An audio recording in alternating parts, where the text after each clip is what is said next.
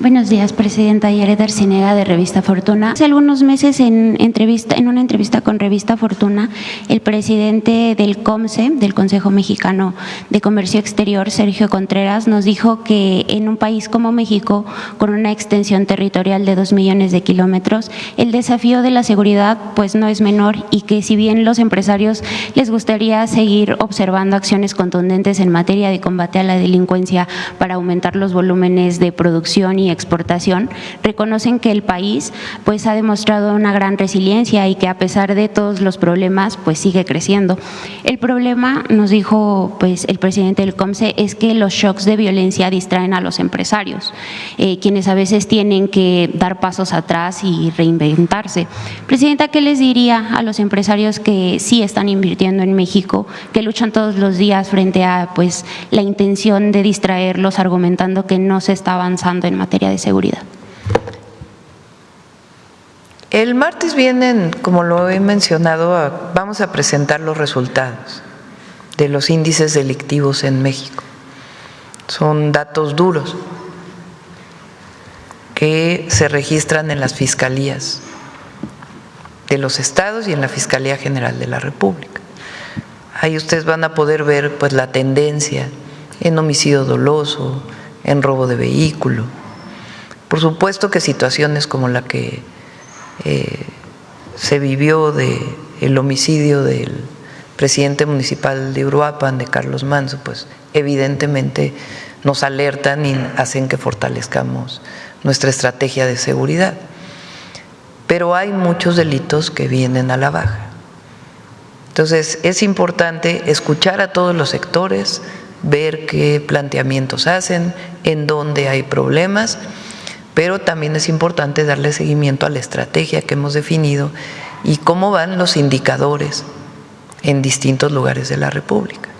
Entonces, si quieren, el martes podemos abundar más en esto. Y los escuchamos, porque escuchamos a todos. Yo recibo a mucha gente en Palacio Nacional, y cuando salgo también escucho a muchísimas personas, desde una comunidad indígena hasta los empresarios de mayores recursos económicos de nuestro país. Escuchamos a todas y a todos y buscamos, si son solicitudes claras, atenderlas en todo sentido. Pero el martes vamos a presentar los resultados de la estrategia. Muchas gracias, presidenta. Queremos preguntarle sobre el supuesto recorte a los institutos de salud, como el de nutrición, considerado uno de los centros médicos y de investigación más importantes pues de México y de América Latina. Preguntarle, presidenta, si este recorte se consolidará, ¿cómo se explica esta decisión con la operación del IMSS Bienestar? ¿Y qué le diría a aquellos mexicanos que están preocupados porque consideran que se va a dañar uno de los niveles pues hospitalarios más de alto nivel al que los mexicanos y mexicanas sin seguridad social pues podrían tener acceso? No hay recorte, no hay recorte.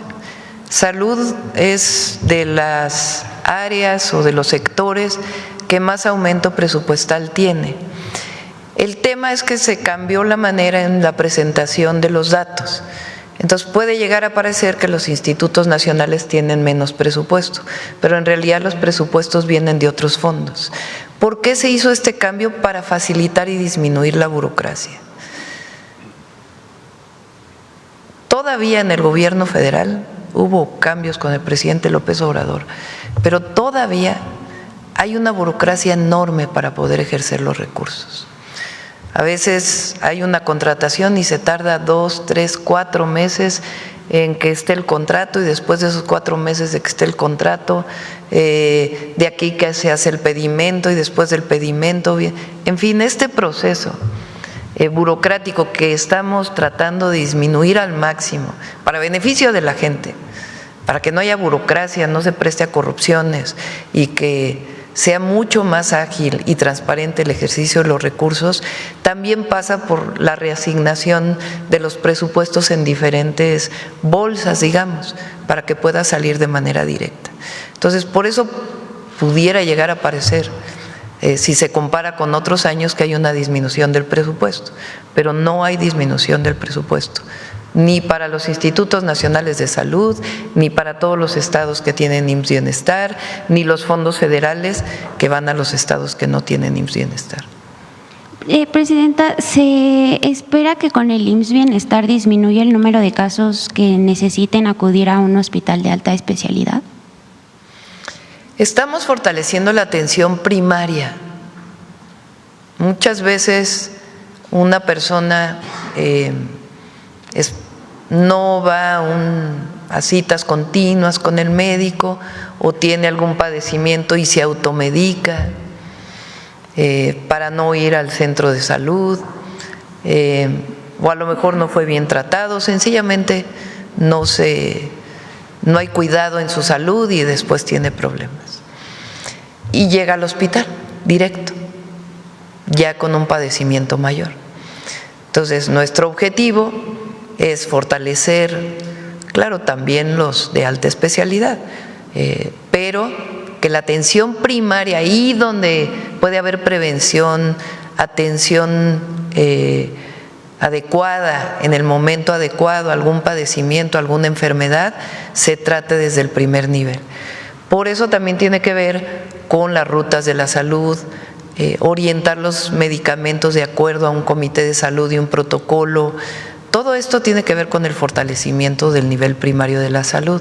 Ahora, tanto en las unidades de medicina familiar del IMSS, las clínicas del ISSSTE y los centros de salud del IMSS Bienestar, estamos buscando lo que llamamos los centros de salud de atención ampliada, que tengan un pequeño quirófano, que tengan 2 o 3 espacios para poder tener una estancia más larga, de tal manera que la atención pueda ver con enfermedades, padecimientos o incluso con partos no complejos que puedan ser atendidos directamente en el centro de salud y que no se tenga que ir al hospital general. Entonces, sí hay una orientación en nuestro gobierno a fortalecer la atención primaria de la salud. Incluso el ISSSTE, por ejemplo, tomó la decisión de hacer más consultorios, no el centro de salud completo, pero pequeños consultorios con su pequeña farmacia que puedan atender en las comunidades más apartadas a los maestros, a las maestras que forman parte del ISSSTE. Entonces, sí es parte del programa que hemos venido presentando. Muchas gracias, Presidenta. Sí, gracias, Presidenta. Demián Duarte, de Sonora Power, la revolución que llegó del norte. Presidenta, le tenemos que preguntar sobre la situación de lo que ocurrió el 1 de noviembre en Hermosillo. Mire, este asunto pues, ha ido creciendo en términos de lo que es la indignación popular en la capital de Sonora. Usted tiene los datos, hubo 23 personas que lamentablemente fallecieron, hay 12 personas heridas, incluso una persona ayer por instancias del gobierno de Sonora fue trasladada a una clínica especializada en Phoenix, en quemaduras.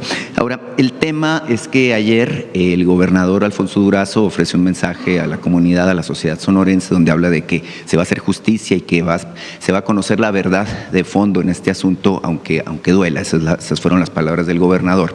El clamor popular dice en Hermosillo que pues este tema tiene que ver con negligencia criminal, que tiene que ver con corrupción, y me llamó la atención por ahí un dicho de uno de los líderes del comercio organizado, y aprovecho que está aquí Octavio de la Torre para ver si nos puede comentar al respecto, de que el 90% de los comercios, por lo menos en el centro de Hermosillo, no tienen actualizada la norma de protección civil. Esto es muy grave, evidentemente, porque nos pone en riesgo a todos. Imagine usted, vamos a comprar alimentos, ropa, cualquier cosa, a los negocios, comercio establecido con la confianza de que están aplicando la norma de protección civil, y evidentemente pues no se está aplicando. Hay 4 inspectores, por ejemplo, para el caso de la inspección, válgame la redundancia, de que se cumpla con la norma en términos de lo que es la protección civil. Es imposible que 4 inspectores puedan revisar a 1000 negocios y tenerlos en regla de manera cotidiana. Entonces, preguntarle, Presidenta, su opinión al respecto de esto. Tenemos confianza, evidentemente, en que la autoridad, la Fiscalía General del Estado, el gobernador, pues hagan justicia, se han comprometido a ello. Sin embargo, es un tema que va más allá del ámbito de lo local. Por cierto, también los directores de Protección Civil, tanto del Estado de Sonora como el de Hermosillo, fueron cesados ayer de sus funciones para que no interfieran con la investigación que se está llevando a cabo. Dijo el fiscal que se ha tenido ya interrogatorios, entrevistas en la investigación con personas de los 3 niveles de gobierno, funcionarios, incluidos funcionarios del gobierno federal. Se asume, bueno, que la CFE en particular tiene alguna responsabilidad, puesto que lo que explotó fue un transformador, no era de la propiedad de la CFE, pero tiene responsabilidad en términos de la inspección del funcionamiento. Entonces, pedirle su punto de vista al respecto y ver si Octavio de la Torre nos puede comentar de la situación del comercio en general. Gracias. En una situación así, es una situación tan triste, tan lamentable, primero pues la obligación de toda autoridad es atender a las víctimas y creo que se ha estado haciendo bien en el caso del gobierno de Sonora, estar muy cerca de todas las familias y poderles apoyar en todo lo que se requiera. Después es la investigación, que se haga justicia, la investigación profunda, las causas de por qué ocurrió esta lamentable situación. En efecto, parece que fue un transformador que estaba dentro de la tienda y entonces de ahí pues hay que deslindar responsabilidades, tanto de los dueños. La primera responsabilidad es de quien tiene un negocio. La autoridad, pues por supuesto, tiene la responsabilidad de inspeccionar y que las leyes sean adecuadas y inspeccionar conforme a las leyes, pero tiene que haber una responsabilidad muy importante de quien administra o quien tiene un negocio. Porque tener un negocio pues lleva una responsabilidad, sobre todo cuando hay tantas personas que puedan acceder a una tienda.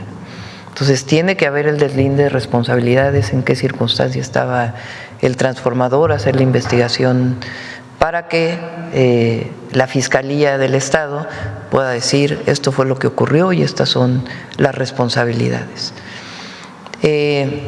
Por otro lado, lo que establece la propia legislación de atención a víctimas tiene que ver con la reparación hasta donde se pueda y lo acepten las familias, y segundo, la no repetición.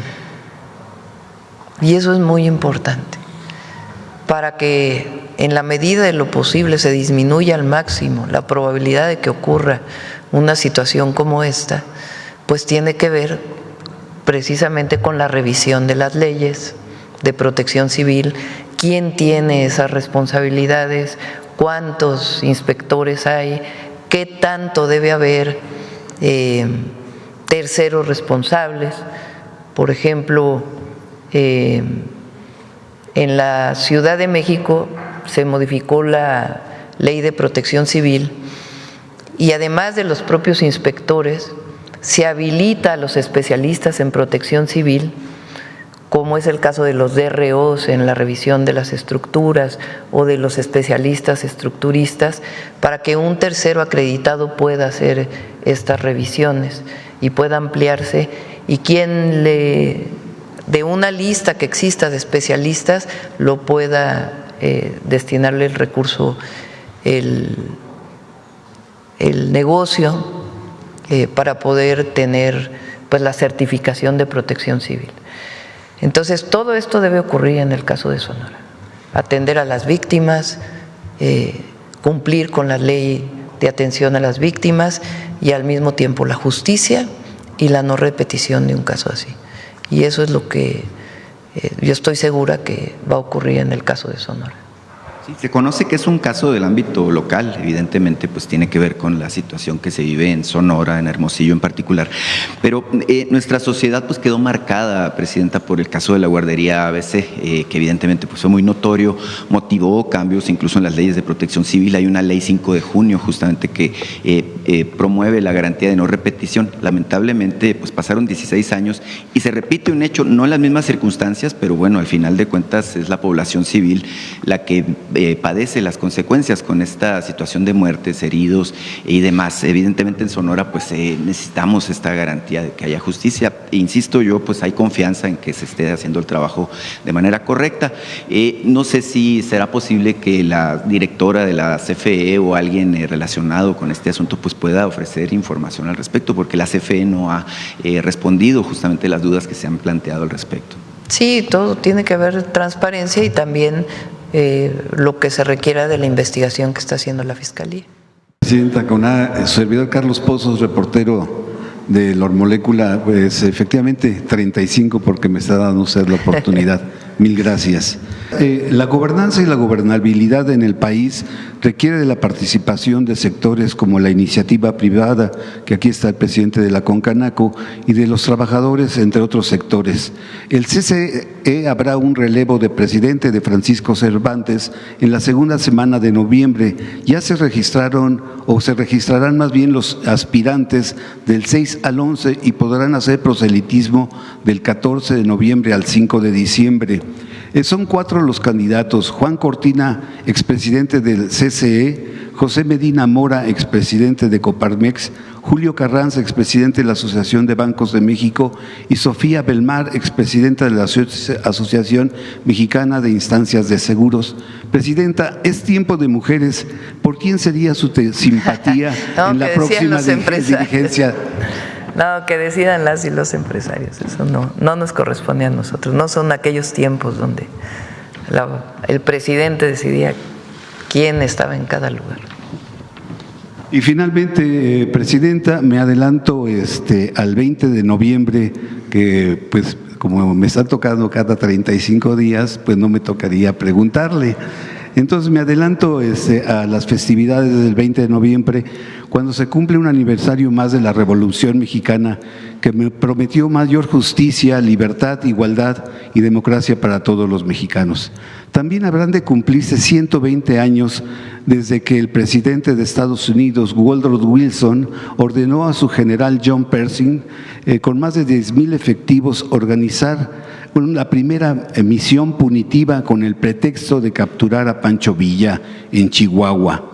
Los lamentables hechos en Michoacán, donde recientemente asesinaron al empresario limonero Bernardo Bravo y al expresidente municipal de Uruapan, Carlos Manso. A estos sucesos, Caroline Leavitt, que es la vocera, aseguró que presidente Trump valora la coordinación con su gobierno en materia de seguridad. Textualmente dijo: puedo hablar en nombre del presidente y decir que estamos presionando continuamente a México para que haga más por combatir el tráfico de drogas y los carteles de la droga dentro del país. Estamos colaborando con ellos en todo lo que podemos.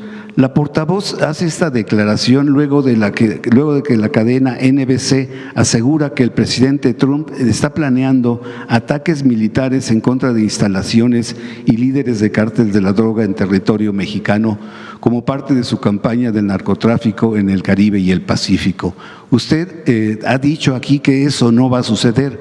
La pregunta es, Presidenta, ¿está descartada permitir una acción y una misión punitiva como sucedió en 1916 y en 1917 en su administración? ¿Una acción qué? Punitiva. ¿En qué sentido? El que envíen tropas, así lo hizo en 1916 el presidente Wilson, y ahora pues no se enviarían tropas, se enviarían drones, es lo que se ha dicho en la cadena NBC. ¿Está descartado? Estoy leyendo un libro de Felipe Ávila, que es el director del Instituto de las Revoluciones, ¿no?, sobre Carranza, un personaje, un héroe, un dirigente de la Revolución Mexicana que tiene sus claroscuros, pero muy interesante, se lo recomiendo, la historia de Carranza. Bueno,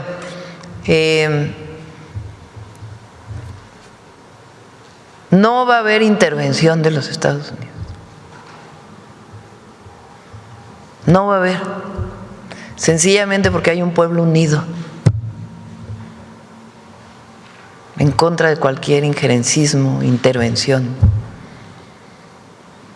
porque ningún mexicano o mexicana, más que unos cuantos, que son la absoluta excepción, no quiere que haya intervención ni injerencismo. Pero segundo, hemos privilegiado el diálogo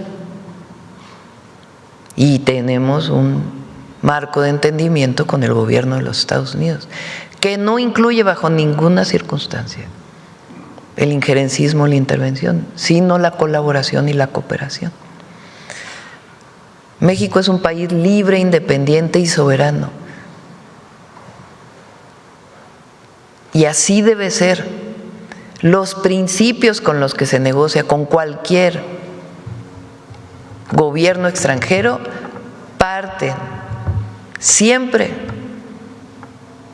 en nuestro movimiento y a quien representamos, que es al pueblo de México, de la no intervención. Además, ya lo dije una vez aquí, si llegara a haber una amenaza real que no tenga que ver con estas filtraciones o supuestas filtraciones, porque ni filtraciones son, en algún medio internacional, pues tenemos el himno nacional, ya lo dije. Un soldado en cada hijo te dio. Muchas gracias, presidente.